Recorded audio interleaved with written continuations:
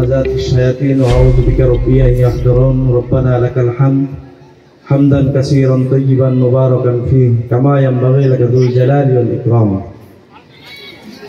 বাংলাদেশ জামাত ইসলামী ৯ নং রানাগাছা ইউনিয়ন কর্তৃক আয়োজিত আজকের কর্মী সুধী সমাবেশের সম্মানিত শ্রদ্ধাভাজন সভাপতি, গণমানুষের মুক্তিকামী সংগঠন বাংলাদেশ জামাত ইসলামী ৯ নং রানাগাছা ইউনিয়ন শাখার সম্মানিত আমির সংগ্রামী জননেতা জনাব আজহারুল ইসলাম, মঞ্চে উপস্থিত রয়েছেন বাংলাদেশ জামাত ইসলামী জামালপুর জেলা শাখার সংগ্রামী আমির, কেন্দ্রীয় শুরার অন্যতম সদস্য, বিশিষ্ট আলেমে দ্বীন কলামিস্ট। রব্বুল আলামিন আমাদেরকে একটি মুক্ত পরিবেশে দীর্ঘ 16টি বছর পর, নির্যাতনের পর, নিষ্পেষণের পর আমাদেরকে আল্লাহর জমিনে আল্লাহর দ্বীনকে মানুষের কাছে উপস্থাপন করার সুযোগ করে দিয়েছেন।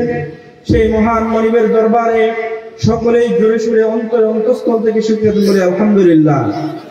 লাখ কোটি দুরূদ ও সালাম বিশ্ব মানবতার মুক্তির দূত সাইয়্যিদুল মুরসালিন আশরাফুল আম্বিয়া নবী দুজাহানের প্রতি দরুদ পেশ করছি সাল্লাল্লাহু আলাইহি ওয়াসাল্লাম। শহীদদের আত্মার মাগফিরাত কামনা করছি। বিশেষ করে জুলাই এবং আগস্টে যারা শহীদ হয়েছে, আল্লাহ পাক রব্বুল আলামিন সকল শহীদদের শাহাদাতকে কবুল করে আল্লাহর এই জমিনে আল্লাহর দ্বীনকে বাস্তবায়নের জন্য, কোরআন ও ইসলামী সুন্নাহকে বাস্তবায়নের জন্য বাপ দাদার মত পথকে পরিহার করে কোরআনকে আল্লাহর জমিনে আল্লাহর বিধান হিসেবে প্রতিষ্ঠার সংগ্রামে আমাদেরকে একত্রিত করার সুযোগ করে দিয়েছেন। এই জন্য আবার আল্লাহর কাছে আমরা শুকরিয়া আদায় করছি। সম্মানিত উপস্থিতি, যারা আজকে আমাদেরকে এই মুক্ত পরিবেশ এনে দিয়েছে, তাদের একটি লক্ষ্য এবং উদ্দেশ্য ছিল যে বাংলাদেশ থেকে অন্যায় দূর হবে, ইনসাফ প্রতিষ্ঠা হবে, ন্যায় প্রতিষ্ঠা হবে। আজকে যদি আমরা আমাদের সমাজের দিকে তাকাই, ন্যায় ও ইনসাফ আগের মতো আছে। রহিমুদ্দির জায়গায় কলিমুদ্দিরা শুধু এখন সমাজের বিশৃঙ্খলা তৈরি করছে। বাংলাদেশ জামাত ইসলামী চায় একটি শান্তিপূর্ণ, সুশৃঙ্খল, আল্লাহ লোকদের মাধ্যমে আল্লাহর জমিনকে আল্লাহর আইন অনুযায়ী পরিচালনা করা।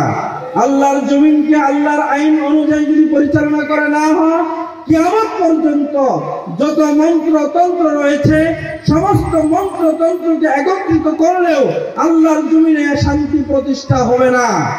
শান্তি প্রতিষ্ঠার জন্য আল্লাহ প্রদত্ত ঐশী বিধানকে আমাদের ব্যক্তিগত জীবন, পারিবারিক জীবন, সামাজিক জীবন, রাষ্ট্রীয় জীবনে মানতে হবে।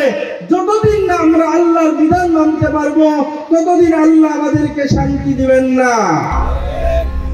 মিশন 90 সংবাদের পিছনে নয়, ভিতরে ছুটি।